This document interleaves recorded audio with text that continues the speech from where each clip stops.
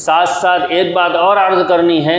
आम तौर पर आजकल एक सवाल किया जाता है हालात के तनाजुर में पैदल हज करने से मुताल्लिक। आप सबकी नज़र में होगा कि एक साहब केरला से शहाब नाम के पैदल हज करने के लिए जा रहे हैं।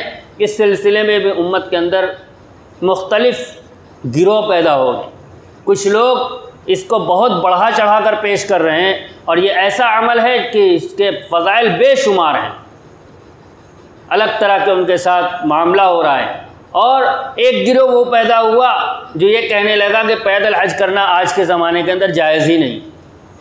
इस सिलसिले में दारुल उलूम देवबंद से भी सवाल किया गया और दारुल उलूम देवबंद ने भी बराह रास्त अपना मौजूदा उलमा ने अपनी बात नकल करने के बजाय हज़रत मौलाना मुफ्ती किफ़ायतुल्लाह साहब रहमतुल्लाह अलैह, मुफ्ती आज़म हिंद, उनका एक फ़तवा नकल कर दिया जिसके अंदर बिल्कुल वज़ाहत के साथ ये लिखा हुआ है कि पैदल हज करना जायज़ है, लेकिन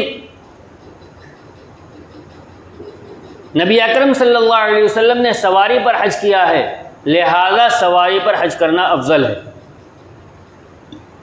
अगर कोई शख्स अपने नफ्स को जलील करने के लिए और रियाकारी और शोहरत की नीयत न करते हुए सिर्फ़ अपने नफ्स को जलील करने के लिए पैदल हज करता है तो इस शख्स के पैदल हज करने का इसको सवाब मिलेगा, अपनी इस नीयत का उसको सवाब मिलेगा, वरना सुन्नत और अफजल सवारी पर हज करना है।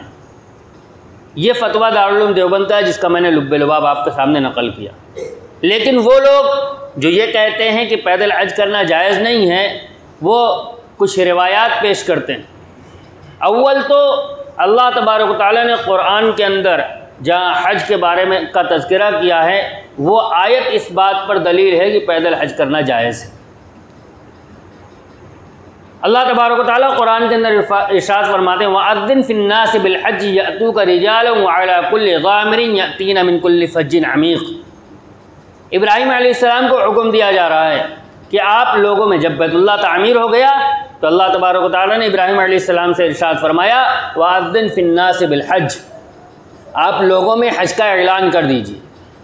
यअतूका रिजालन, लोग आपके पास पैदल आएंगे हज करने के लिए, व अला कुल्लि ज़ामिरिन, और हर दुबली पतली ऊँटनियों पर आएंगे, यअतीना मिन कुल्लि फ़ज्जिन अमीक़, दूर दराज के इलाके से आपके पास आएंगे हज करने के लिए। यहाँ अल्लाह तबारक व तआला ने पैदल का भी तज़किरा किया, सवारी का भी तज़किरा किया। चुनांचे इब्न कसीर रहमतुल्लाह अलैह जो मुफ़स्सिर हैं और जिनकी तफसीर को मुस्तनद माना जाता है, उन्होंने लिखा है कि अल्लाह तबारक व तआला ने लफ्ज़ रिजालन, पैदल को पहले ज़िक्र किया और सवारी को बाद में ज़िक्र किया है। लिहाजा उम्मत के उलमा में से एक तबका वो है जो इस बात का कायल है कि पैदल हज करना सवारी पर हज करने से अफजल है। चुनांचे इमाम बुखारी रहमतुल्लाह अलैह ने भी एक बाब कायम किया है जिसके अंदर उन्होंने ये बताया है कि सफ़र हज के अंदर जो जितनी ज़्यादा मशक्क़त उठाएगा उसको उतना ज़्यादा सवाब मिलेगा। इमाम बैहक़ी रहमतुल्लाह अलैह ने अपनी किताब अस्सुननुल कुबरा लिल बैहक़ी के अंदर यही उन्वान कायम किया है कि जो आदमी अपने सफ़र के अंदर जितनी ज़्यादा मशक्क़त उठाएगा उसको उतना ज़्यादा सवाब मिलेगा। लेकिन उम्मत का जमहूर उलमा का मसलक यही है कि जिस तरह नबी अकरम सल्लल्लाहु अलैहि वसल्लम ने हज किया है उसी तरह हज करना अफजल है, यानी सवारी पर। हज़रत जाबिर इब्न अब्दुल्लाह रज़ियल्लाहु तआला अन्हु हज़रत नबी अकरम सल्लल्लाहु अलैहि वसल्लम के हज का मंज़र पेश करते हुए बयान फरमाते हैं कि 9 साल तक हिजरत के बाद आपने कोई हज नहीं किया, 10वें साल आपने हज किया है। हज करके आप अपनी सवारी के लिए आप अपनी सवारी पर सवार हुए और एक मकाम, गालिबन मकाम बैदा का तज़किरा किया है, मकाम बैदा के अंदर आपकी सवारी ठहरी है।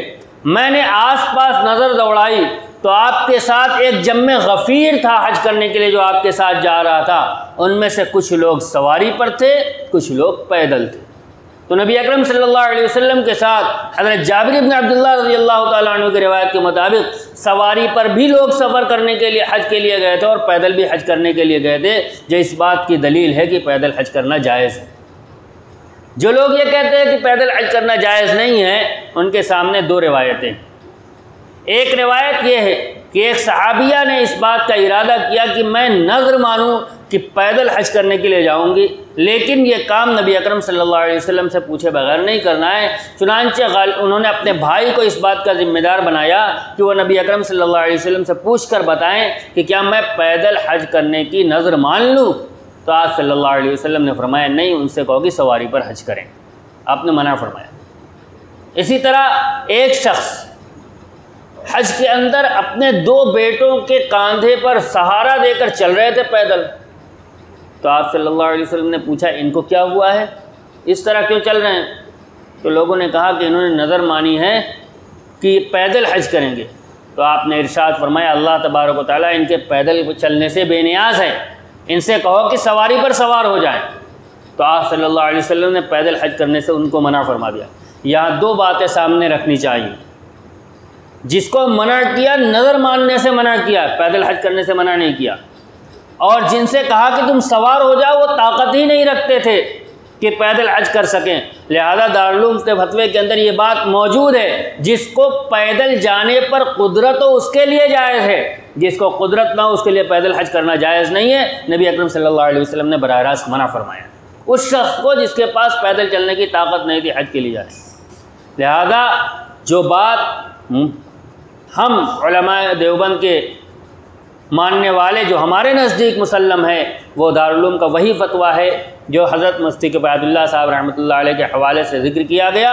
चूँकि उसके अंदर रिवायात का तज़किरा नहीं था, वो रिवायात जिनसे ये बात साबित होती है वो मैंने आप हज़रात के सामने रख दी कि नबी अकरम सल्लल्लाहु अलैहि वसल्लम के साथ भी लोगों ने पैदल हज किया है। कुरान की आयत के अंदर भी पैदल और सवारी दोनों का तज़किरा है। मुफस्सिरीन के अंदर इख्तिलाफ इस बात में तो है कि अफजल पैदल हज करना है या सवारी पर हज करना है, लेकिन इस बात में उम्मत में कभी इख्तिलाफ नहीं रहा कि पैदल हज करना जायज़ है या नहीं। लिहाजा जो मसला निकल कर हमारे सामने आता है वो ये है कि जिस शख्स को कुदरत हासिल हो पैदल हज करने पर, उसके लिए पैदल हज करना जायज़ है, इस शर्त के साथ कि उसकी नीयत अपने आप को, अपने नफ्स को जलील करना हो, लोगों के सामने अपने अमल को दिखलाना रियाकारी और शोहरत मकसूद न हो। और जिस शख्स के पास ताकत ना हो उसके लिए पैदल हज करना जायज़ नहीं है। और सहूलतों की मौजूदगी में, सवारी की मौजूदगी में सवारी के ऊपर हज करना ये अफजल है, क्योंकि नबी अकरम सल्लल्लाहु अलैहि वसल्लम ने सवारी पर हज किया है। और आपका अपना तरीक़ा यही था कि जब आपके सामने कोई अमल पेश किया जाता, 2 अमल होते, तो आप उनमें से हमेशा आसान को इख्तियार करते थे। लिहाजा सुन्नत ये है कि आसान तरीक़ा इख्तियार किया जाए और अपने आप को मशक्क़त में न डाला जाए। अल्लाह तबारक व तआला हमें तौफ़ीक़ अता फ़रमाए।